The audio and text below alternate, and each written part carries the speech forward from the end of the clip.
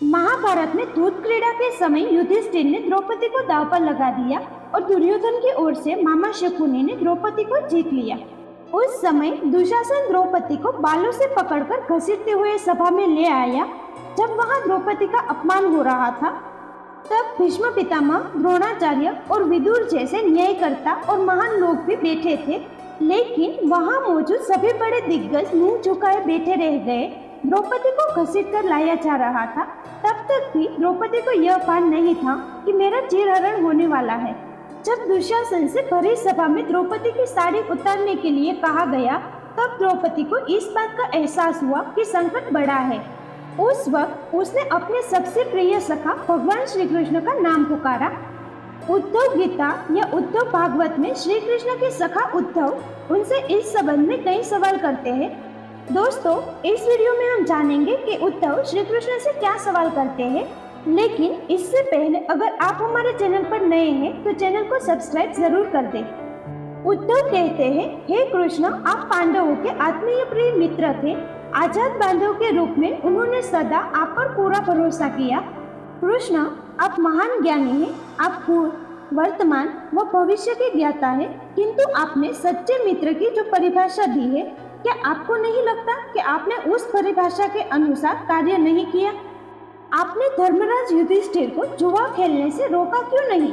चलो ठीक है कि आपने उन्हें नहीं रोका, लेकिन आपने भाग्य को भी धर्मराज के पक्ष में भी नहीं मोड़ा। अगर आप चाहते तो युधिष्ठिर जीत सकते थे। आप कम से कम उन्हें धन, राज्य और यहाँ तक कि खुद को हारने के बाद तो रोक सकते थे। उसके बाद जब उन्होंने अपने भाइयों को दांव पर लगाना शुरू किया, तब तो आप सभा कक्ष में पहुंच सकते थे। आपने वह भी नहीं किया। उसके बाद जब दुर्योधन ने पांडवों को सदैव अच्छी किस्मत वाला बताते हुए द्रौपदी को दांव पर लगाने को प्रेरित किया और जीतने पर हारा हुआ सब कुछ वापस देने का लालच दिया, कम से कम तब तो आप हस्तक्षेप कर ही सकते थे। अपनी दिव्य शक्ति के द्वारा आप पासे धर्मराज के अनुकूल कर सकते थे। इसके स्थान पर आपने तब हस्तक्षेप किया जब द्रौपदी लगभग अपना शिर खो रही थी। तब आपने उसे वस्त्र देकर द्रौपदी के शिर को बचाने का दावा किया, लेकिन आप यह दावा भी कैसे कर सकते हैं?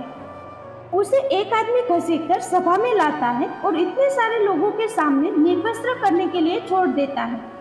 एक महिला का शील क्या बचा? आपने क्या बचाया? अगर आपने संकट के समय में अपनों की सहायता नहीं की तो आपको आपात बांधव कैसे कहा जा सकता है? बताइए, आपने संकट के समय में सहायता नहीं की तो क्या फायदा? क्या यही धर्म है? इन प्रश्नों को पूछते पूछते उद्धव का गला रुंध गया और उनकी आंखों से आंसू बहने लगे। भगवान श्री कृष्ण मुस्कुराते हुए बोले, प्रिय उद्धव, यह सृष्टि का नियम है कि विवेकवान ही जीतता है। उस समय दुर्योधन के पास विवेक था, धर्मराज के पास नहीं। यही कारण रहा कि धर्मराज पराजित हुए। उद्धव को हैरान परेशान देखकर कृष्ण जी आगे बोले, दुर्योधन के पास जुआ खेलने के लिए पैसा और धन तो बहुत था, लेकिन उसे पासों का खेल खेलना नहीं आता था। इसीलिए उसने अपने मामा शकुनी का दूत क्रीड़ा के लिए उपयोग किया। यही विवेक है। धर्मराज भी इसी प्रकार सोच सकते थे और अपने चचेरे भाई से पेशकश कर सकते थे कि उनकी तरफ से मैं खेलूंगा। जरा विचार करो कि अगर शकुनी और मैं खेलते तो कौन जीतता? पासों के अंक उसके अनुसार आते या मेरे अनुसार? चलो इस बात को जाने दो, उन्होंने मुझे खेल में शामिल नहीं किया, इस बात के लिए उन्हें क्षमा किया जा सकता है। लेकिन उन्होंने विवेक शून्यता से एक और बड़ी गलती की, और वह यह कि उन्होंने मुझसे प्रार्थना की कि मैं तब तक सभा कक्ष में न जाऊं जब तक कि मुझे बुलाया न जाए, क्योंकि वे अपने दुर्भाग्य के खेल मुझसे छुपकर खेलना चाहते थे। वे नहीं चाहते थे कि मुझे मालूम पड़े कि वे जुआ खेल रहे हैं। इस प्रकार उन्होंने मुझे अपनी प्रार्थना से बांध दिया। मुझे सभा कक्ष में आने की अनुमति नहीं थी। इसके बाद भी मैं कक्ष के बाहर इंतजार कर रहा था कि कब कोई मुझे बुलाता है। भीम, अर्जुन, नकुल और सहदेव सब मुझे भूल गए। बस अपने भाग्य और दुर्योधन को खोजते रहे। अपने भाई के आदेश पर जब दुशासन द्रौपदी को बाल पकड़कर घसीटता हुआ सभा कक्ष में लाया, द्रौपदी अपने सामर्थ्य के अनुसार जूझती रही। तब भी उसने मुझे नहीं पुकारा। उसकी बुद्धि तब जागृत हुई जब दुशासन ने उसे निर्वस्त्र करना प्रारंभ किया। जब उसने स्वयं पर निर्भरता छोड़कर हरि हरि की गुहार लगाई, तब मुझे उसके शील की रक्षा का अवसर मिला। जैसे ही मुझे पुकारा गया, मैं अविलंब पहुंच गया। अब इस स्थिति में मेरी गलती बताओ। उद्धव बोले, कान्हा, आपका स्पष्टीकरण प्रभावशाली अवश्य है, किंतु मुझे पूर्ण संतुष्टि नहीं हुई। क्या मैं एक और प्रश्न पूछ सकता हूँ? कृष्ण की अनुमति से उद्धव ने पूछा, इसका अर्थ यह हुआ कि आप तभी आओगे जब आपको बुलाया जाएगा। क्या संकट से घिरे अपने भक्त की मदद करने आप स्वतः नहीं आओगे? कृष्ण जी मुस्कुराए, उद्धव, इस सृष्टि में हर एक का जीवन उसके स्वयं के कर्मफल के आधार पर संचालित होता है। न तो मैं इसे चलाता हूँ और न ही इसमें कोई हस्तक्षेप करता हूँ। मैं केवल एक साक्षी हूँ। मैं सदैव तुम्हारे नजदीक रहकर जो हो रहा है उसे देखता हूँ। यही ईश्वर का धर्म है। उलाहना देते हुए उद्धव ने पूछा, वाह वाह, बहुत अच्छा।